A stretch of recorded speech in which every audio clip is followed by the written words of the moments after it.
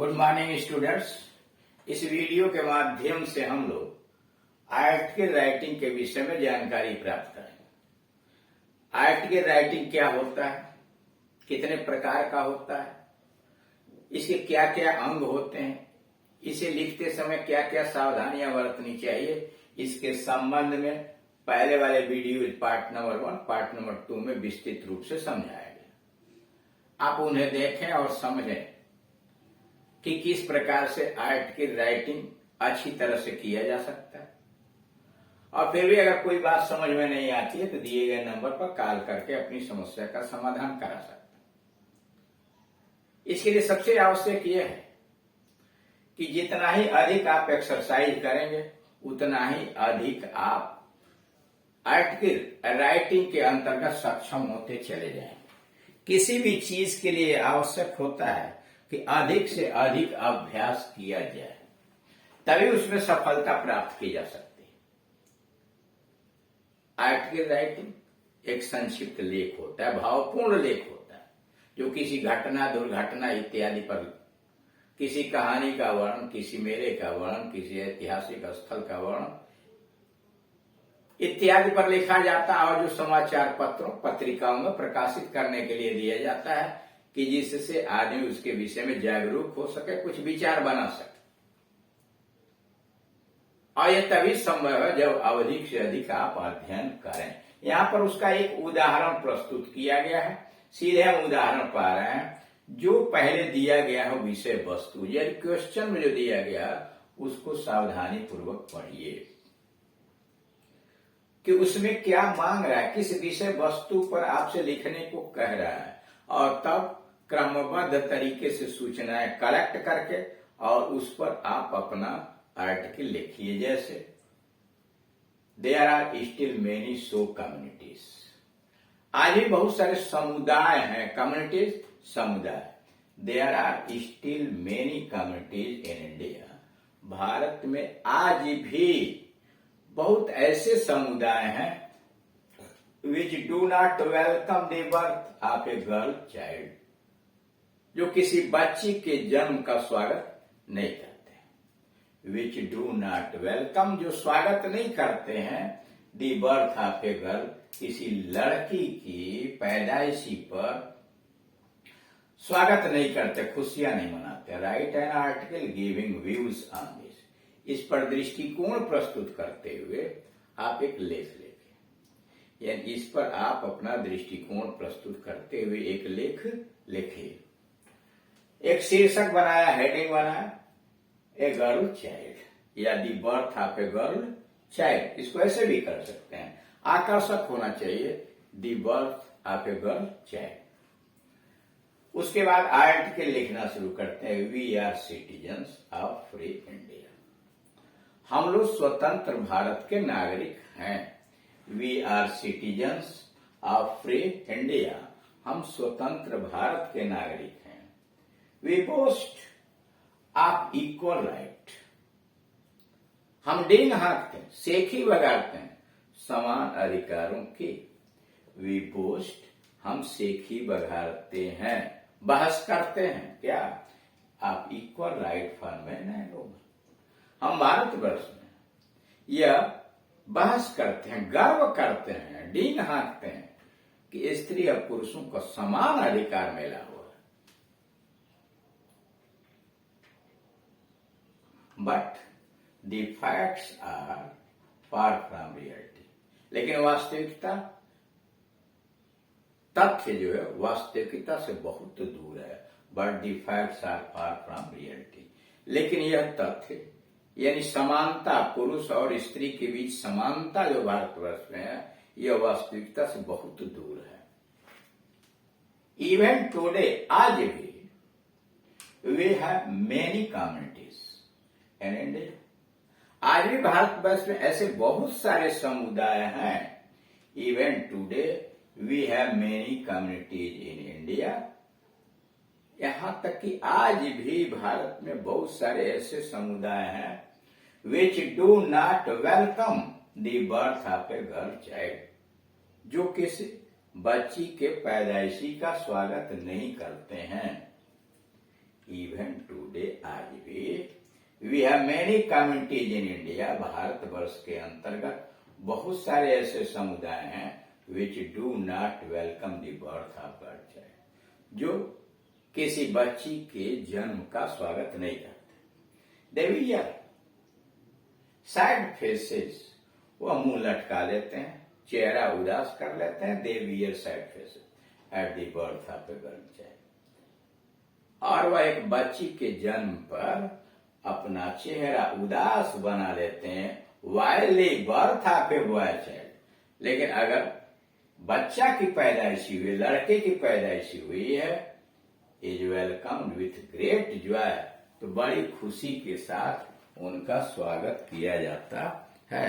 कह रहा भारतवर्ष में आज भी ऐसे बहुत सारे समुदाय हैं जो किसी बच्ची के जन्म पर खुशियां नहीं मनाते, वह स्वागत नहीं करते। देश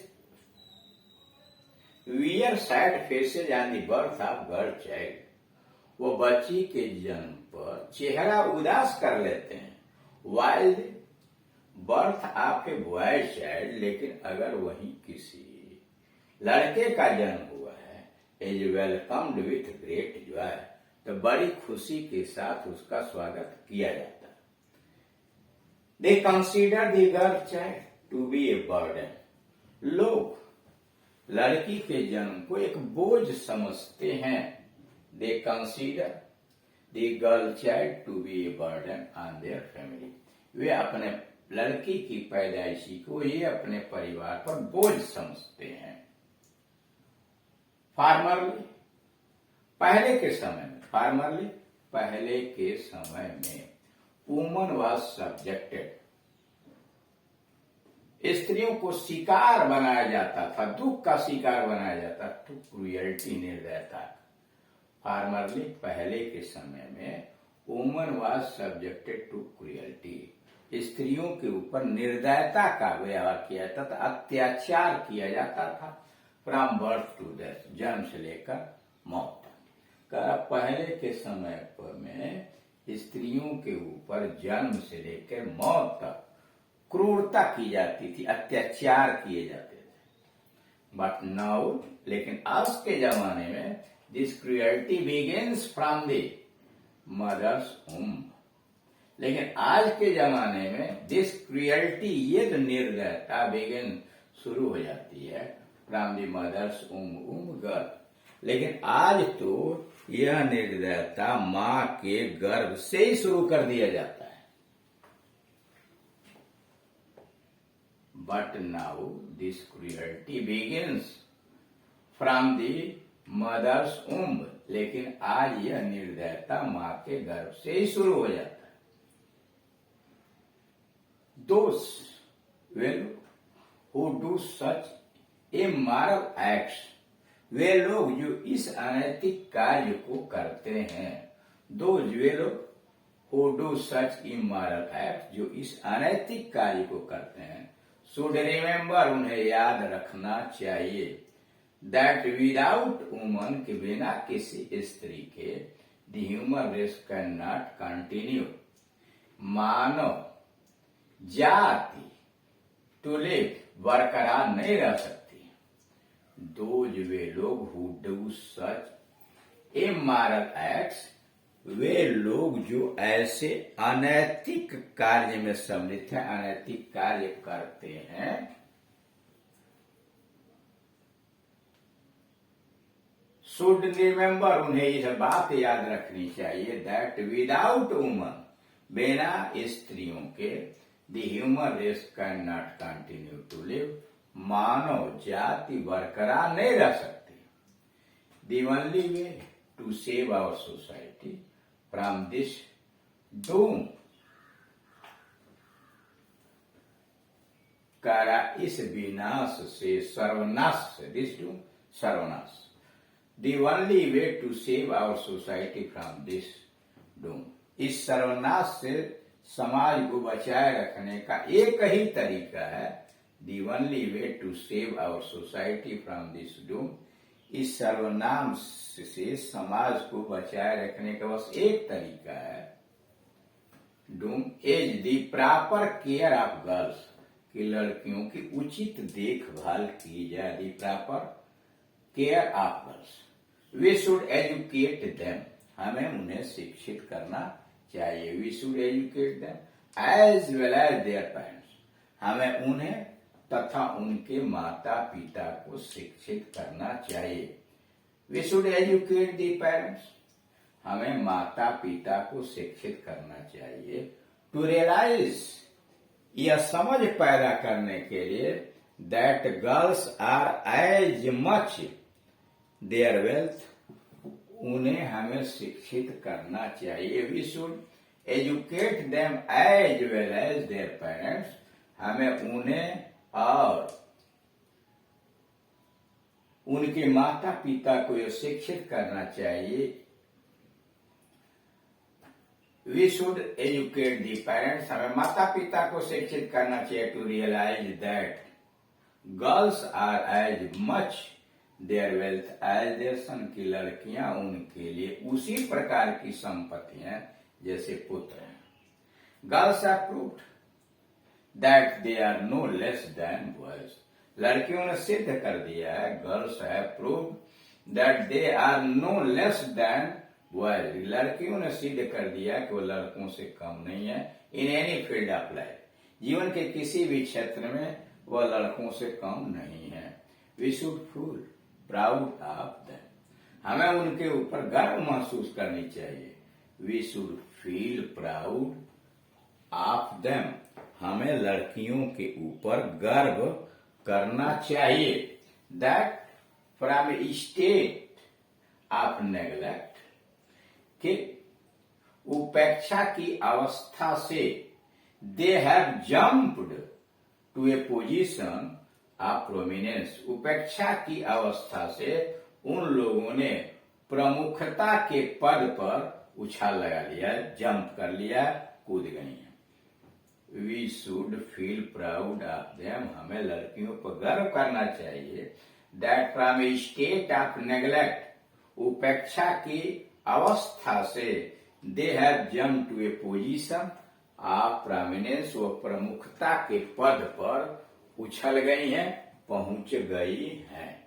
तो इस तरह से आप देख रहे हैं कि दिए गए विषय वस्तु को पहले सावधानी पूर्वक अध्ययन करते हैं, देखते हैं उसमें क्या डिमांड कर रहा है, तब दिमाग में सूचनाएं कलेक्ट करके एक छोटा और आकर्षक हेडिंग बनाते हैं, टाइटल बनाते हैं, और तब क्रमबद्ध तरीके से दिए गए विषय वस्तु पर एक भावपूर्ण संक्षिप्त लेख लिखते हैं।